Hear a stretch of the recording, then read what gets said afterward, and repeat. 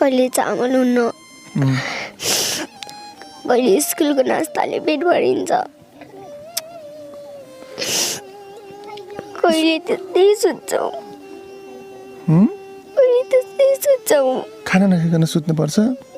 चामल छैन घरमा चामल हुन्न कहिले आमा जान्छन् मेलामा सुख पाउने बेलामा गरिब भई बाँच्नु पर्दा पाइँदो रहेछ हेलामा हे उडी जाने जहाज जहाज पटाको छु खबर मलाई छुने हावालाई काठैको बाकसमा नल्याइदिनु मेरो बाबालाई बाबा बितेको कति भयो 2 वर्ष